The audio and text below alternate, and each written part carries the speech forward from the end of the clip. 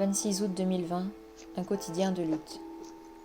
J'avais déjà l'impression que ma vie était une suite de luttes, d'efforts à la limite du supportable, mais non, on peut toujours tomber plus bas. Il y avait ma situation physique qui, depuis 15 ans déjà, déraille, et depuis 10 ans me prive et me saigne tellement.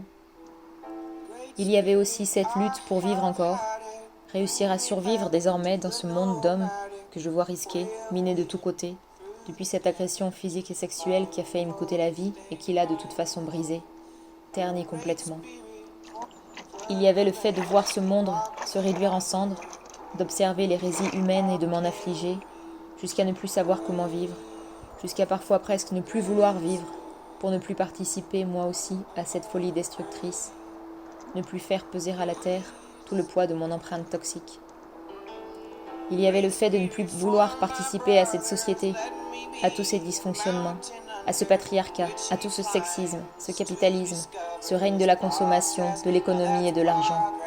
Ces déroutements de nos esprits qui ne savent plus reconnaître l'essentiel, la justesse, la sagesse, la valeur et l'amour des autres et de la vie comme essence fondamentale de nos vies. Il y avait les difficultés à savoir vivre avec les autres, vivre au milieu de tous ces humains qui occupent et prennent possession de ce monde dans lequel je vis, ces autres qui me questionnent, qui m'oppressent, souvent, mais qui me réchauffent, me rassurent, m'apaisent et me nourrissent aussi. Entretenir des relations, les connaissances, les amitiés et puis l'amour. Rien n'a jamais été simple de mon côté. C'était un effort toujours. Des défis et des anxiétés intenses, obsédantes souvent. Depuis que j'en ai la conscience, j'ai lutté aussi. D'abord contre moi-même et ensuite pour arriver à accepter qui je suis. M'accepter du moins dans l'idée. Mais la lutte contre moi constitue quand même encore la triste réalité. Psychiquement, physiquement, beaucoup, à m'en détester si souvent. Impossible de me satisfaire, d'apprécier ou simplement d'accepter ce corps. Pas beaucoup plus pour ce mental qui l'habite et l'anime. Ou alors trop furtivement, sur des périodes qui jamais ne s'étalent et ne se stabilisent. Un perfectionnisme maladif, forgé très tôt par les messages et les injonctions, les modèles et les normes véhiculés, avec lesquels cette société nous endoctrine, nous lessive, nous manipule si puissamment. J'étais déjà très limitée physiquement depuis pas mal de temps. Je luttais déjà depuis plusieurs mois pour arriver à m'en sortir, à continuer à vivre seule chez moi. Je ne pensais vraiment pas pouvoir sombrer plus que ça. Et pourtant là, je suis encore tombée plus bas. J'en arrive désormais à couper mes aliments avec mes dents avant de les recracher dans mon assiette pour pouvoir les manger par petites portions ensuite. Ça fait des mois que je ne fais pratiquement plus la vaisselle, que je mange je ne sais combien de repas d'affilée dans la même assiette, dans les mêmes bols, tasses, verres, avec les mêmes couverts sans les laver. Idem pour les casseroles, poêles et tous les ustensiles en fait. Je lave seulement lorsque cela devient vital. Évidemment pour mon sol, mon linge et tout le reste, c'est la même chose. La serpillière de toute façon, je n'y arrive plus. J'arrive seulement à donner un léger coup de balai de temps à autre. Parfois, je demande à Jus de le faire lorsqu'il a vraiment de grosses taches de saleté au sol, et c'est avec une éponge que je les fais rapidement disparaître, dans la mesure de mes possibilités, de ma force, bien sûr. Pour la serpillière et pour changer mes draps désormais, j'attends que ma mère vienne me rendre visite. Ça attend donc généralement plus d'un mois, et encore. Mes parents viennent évidemment me voir, changer mon linge, mes draps et mes serviettes, m'apporter des vivres, bien plus souvent qu'ils ne le faisaient auparavant. Ça fait plusieurs mois que je me suis mise à manger avec une grosse cuillère aussi. Comme je suis contrainte de manger la plupart du temps du bras gauche, qui n'est pas mon bras de prédilection et de mes acuités motrices prédominantes, manier avec précision la fourchette est souvent trop compliqué. Avec une grosse cuillère, c'est bien plus simple et j'arrive à manger.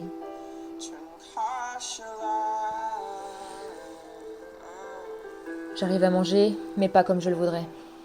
Même avec une grosse cuillère, même avec une grosse et unique cuillère, je ne peux souvent pas saisir ce que je voudrais dans la même bouchée, alors que le jeu des saveurs et des textures est vraiment important, pour ne pas dire essentiel, pour moi qui suis une réelle gourmette, entre guillemets. Ceux qui me connaissent en profondeur le savent bien. Je ne peux pas non plus, par exemple, avaler une cuillère de soupe et avec l'autre main croquer dans une tartine. Non, il me faut à chaque fois reposer ce que j'ai dans ma main pour pouvoir me saisir d'autres choses. Et lorsque c'est un aliment qui se délite, qui coule, qui colle, et que je ne peux pas reposer si facilement et me saisir d'autres choses avec la même main, c'est compliqué, et je me retrouve inévitablement très fréquemment frustrée et énervée de ces petites choses, ces petits riens du quotidien qui paraissent tellement simples, acquis et évidents, mais qui me sont désormais inaccessibles et rêvent d'autonomie. Parfois même, je me retrouve vraiment embêtée lorsque la douleur est trop importante pour les deux bras en même temps. Chaque cuillère que je porte à ma bouche est un réel défi et une source de souffrance, physique comme psychique, qui me dépite inéluctablement, énormément. Et je change de bras, une bouchée à la fois, un bras puis l'autre, en alternance. Je ne peux pas cuisiner ce que j'aimerais et comme j'aimerais non plus, tout comme je ne peux pas faire les courses que je voudrais. Bientôt, je ne pourrai même plus le faire du tout, j'en ai bien peur. C'est une autre source de frustration majeure. J'aime énormément et j'ai besoin de cuisiner ce que je mange. Ça participe à mon équilibre. C'est vraiment fondamental pour moi. J'ai des idées de plats, de recettes, de créations que je pleure en silence de ne pouvoir réaliser, savourer. Évidemment, je ne peux plus écrire, ni même souvent me saisir au minimum de la souris et du clavier de mon PC, et ce depuis le mois de janvier. J'essaie au minimum de dicter quelques mots de temps à autre lorsque j'en ai suffisamment la force et le courage sur mon téléphone.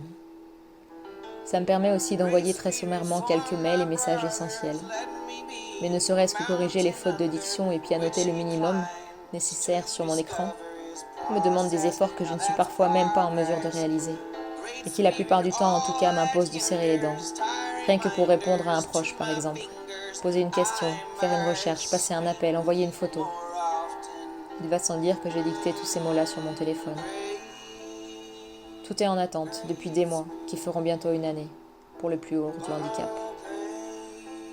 Tout est plus que tout cette montagne de projets qui me tiennent tant à cœur et auxquels j'aimerais tant donner jour, enfin. Il y a les projets écrits, photos, vidéos et autres, dont je crève de pouvoir enfin accoucher, partager, dont la patience a étiré avant d'obtenir un peu d'estime personnelle et de reconnaissance, s'épuise chaque jour qui passe de me voir stagner si près du point de départ, ou si loin du but. Il y a l'envie et le besoin lancinant de déménager, de quitter cet appartement dans lequel j'étouffe si souvent, de fuir vers la campagne, peut-être acquérir un véhicule aménagé, pourquoi pas m'essayer à y vivre, prendre un chien. Et puis j'attends de pouvoir voyager, pourquoi pas m'exporter, m'expatrier, aller vivre loin, dans ces contrées du Nord qui m'ont tant attiré et fait vivre des instants et des sensations si heureuses l'été dernier. Bien sûr, aller me promener, sortir enfin de nouveau, randonner, pédaler, nager, courir, si j'ose à ce point rêver.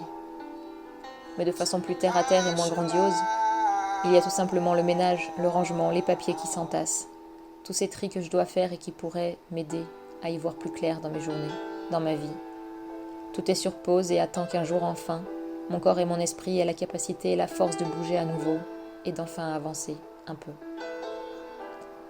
J'attends de pouvoir aimer aussi, de pouvoir vivre une relation pleinement, pouvoir serrer quelqu'un dans mes bras, caresser, partager, échanger. Toutes ces choses que je ne peux pas ou qu'à moitié, offrir un retour à la hauteur de ce qu'on me donne.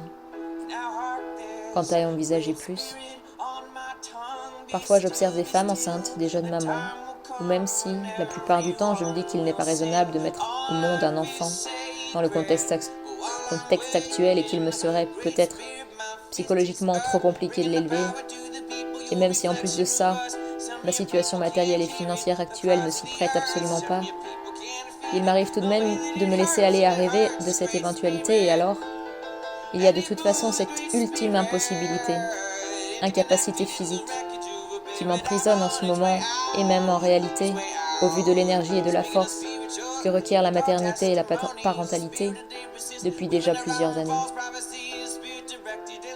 Je lutte pour me laver les cheveux, vraiment depuis cet hiver.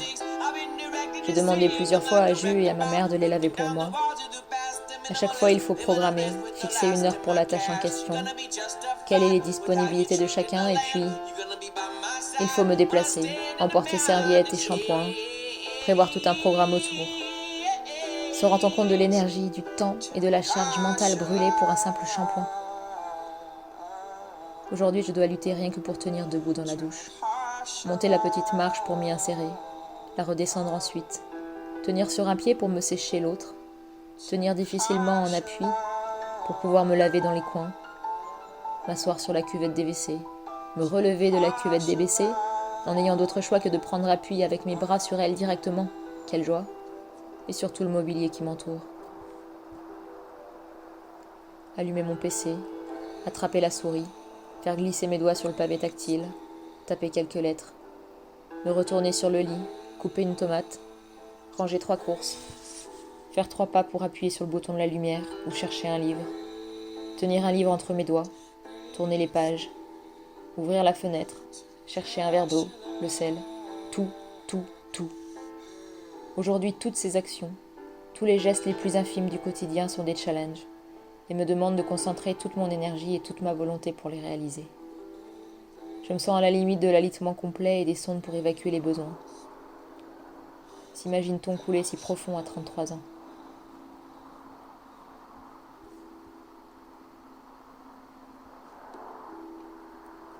Jusqu'à mi-août, j'avais trouvé une stratégie pour réussir à rejoindre ma voiture qu'il me fallait garer absolument au plus près de chez moi, c'est-à-dire à peut-être 250 ou 300 mètres, bien trop pour la rejoindre à pied. Alors je prenais mon vélo sur lequel j'ai placardé un dessin de fauteuil roulant à l'avant et le mot handicap à l'arrière.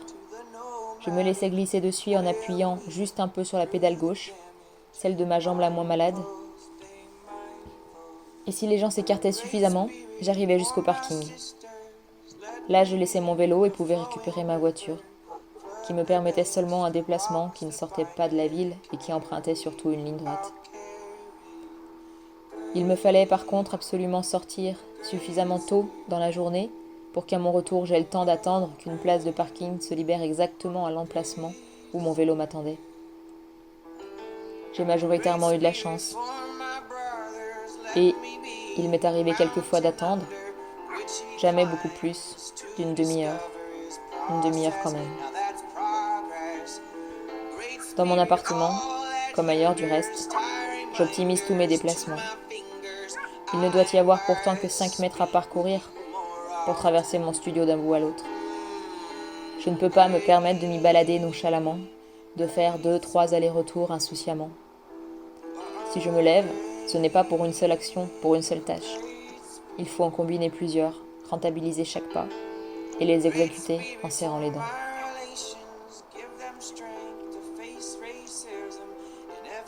30 septembre 2020.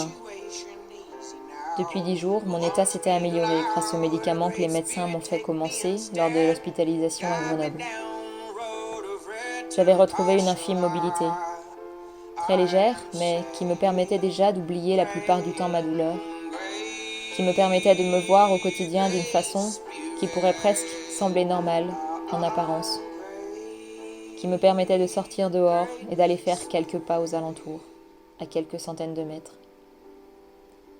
Elle me permettait surtout de retrouver le chemin des eaux, des lacs et des piscines, de pouvoir de nouveau m'immerger et de faire semblant de nager durant plusieurs dizaines de minutes, un temps pas ridicule.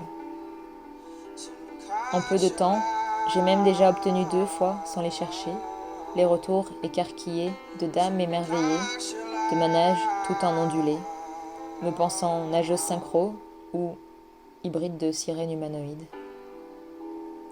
Mais aujourd'hui, c'est fini. Douleur et incapacité reviennent. Je me trouve de nouveau cloîtrée, immobile.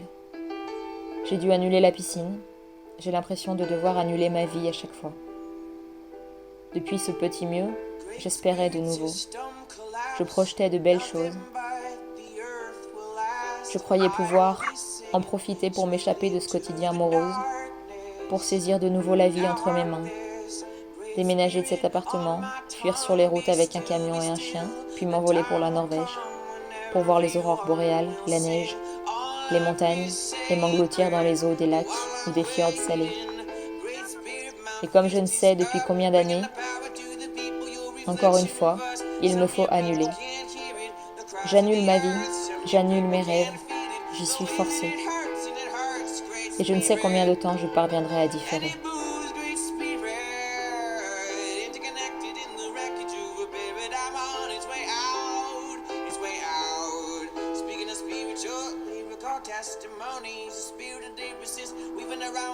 prophecy is spirit directed and selective with the message I bring. While the ship slowly sinks, I've been directed to sing. I'm like a wrecking ball, breaking down the walls of the past. A minimalist, living on bliss with the last of my cash. You're gonna be justified with how you treated the land. You're gonna be by my side when I stand in the mountain.